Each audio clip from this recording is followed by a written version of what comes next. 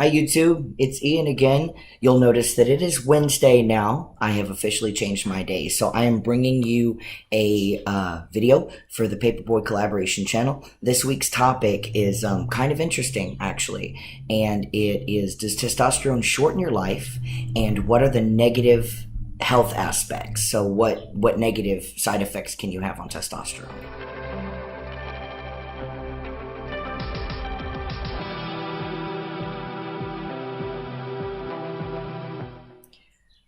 So this is a very interesting topic for me. I've done a lot of research because I work so closely with the community. So um, there's there's no really good way to answer this question necessarily because there's too much information out there and not enough studies. So as you know, transgender people, from the best guess of the government or whatever, make up less than 1% of the population, or like 1/10 of the population. There's like a one in there somewhere. So there's not a lot of us, and because of that, there's not a lot of funding for studies and research and grants and things like that. So the information that I'm going to give you is not going to come from any website that has to deal with transgender subjects. Instead, it's going to be from Wikipedia. And I'll make notes from my own personal experience from all of this.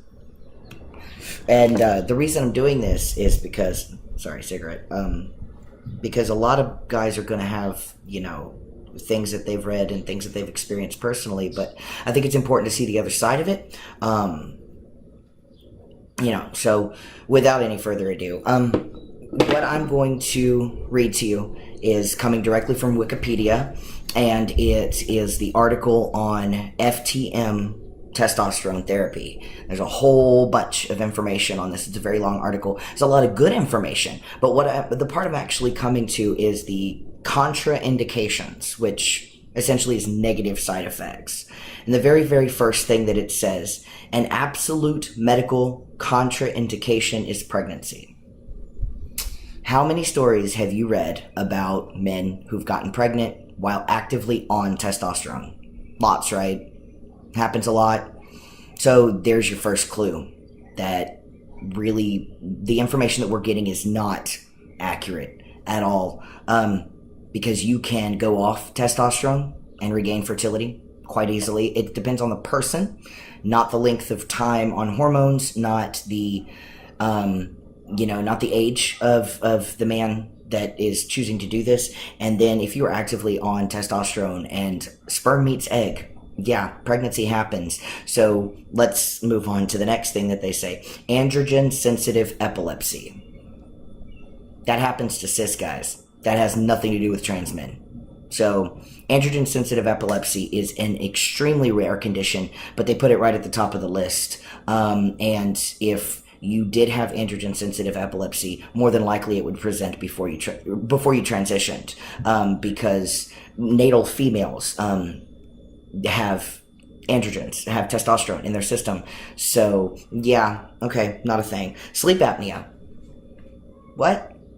Okay, there's no case studies of that. I actually went ahead because it's a link, so it's in blue, so you can click it and see. There's been no case studies of that. That's just something that they heard that they decided to put on there. Migraines.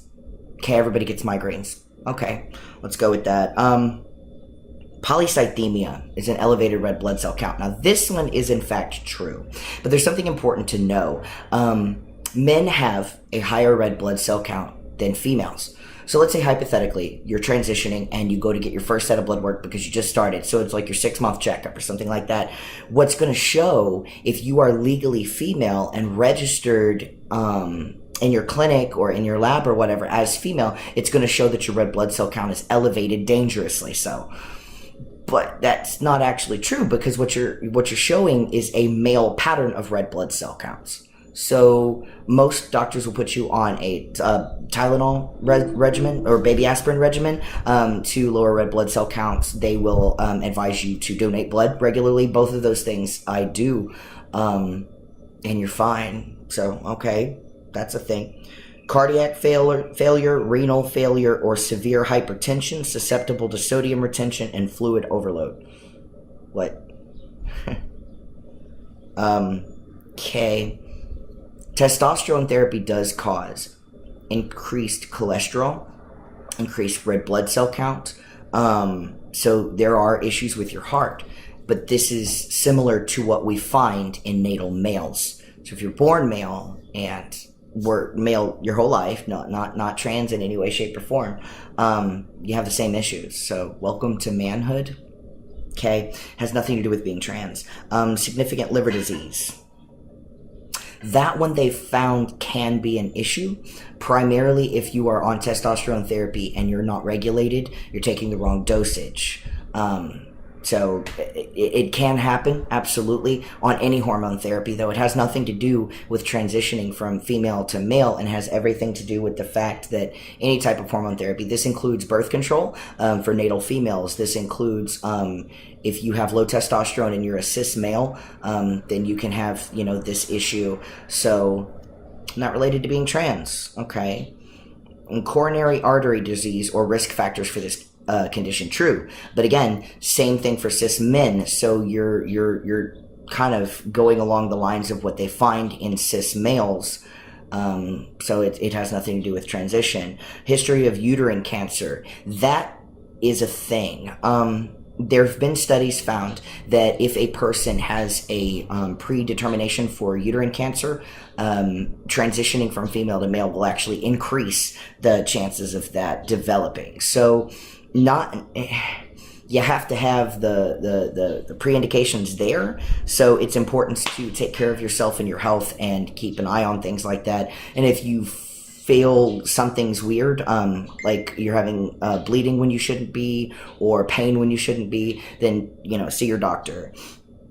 And bleeding disorders, no history of, there's no case study of that. That's just put in there because that is something that can happen for anyone on any type of hormone therapy. So testosterone, estrogen, birth control, anything like that, regardless of whether you're trans or not. Here's a fun one. Significant history of violent behavior. I think we talked about this in a video before, so that's okay.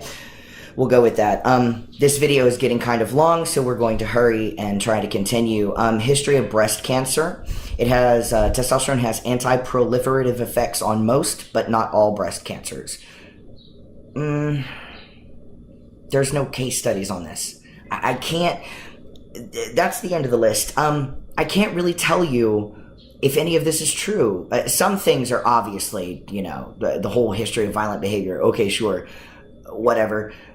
It says later on in the same Wikipedia article that that's not a thing. That happens to trans men, that happens to cis males who take testosterone as a steroid. Totally different. So you're having normal, testosterone levels in your system, then yeah, that's not a thing. It even says so later in this article. The problem is there is not enough research. There is not enough there aren't enough of us, and trans men have a tendency to disappear. At some point we get, we look like this, we get our documents updated, we get everything changed, so we no longer appear to be, trans. Instead, everything just shows that we're men. So if we develop heart disease, that's just a thing that happens to guys sometimes. As far as testosterone therapy shortening your life, we are in the middle of the first generation of trans people who are becoming elderly.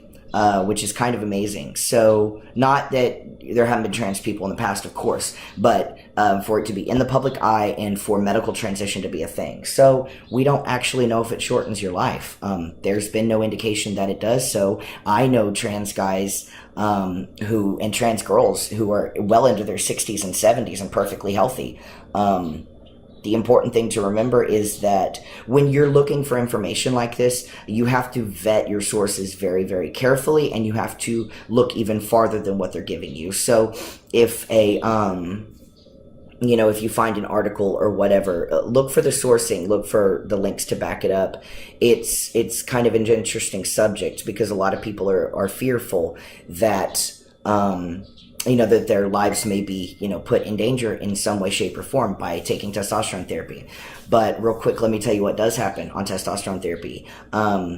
When you put your life and your body right so that you can transition properly, you get stronger. Your ability to focus increases so that you can do fine motor skills and tasks and concentrate very, very easily. You could lose weight because your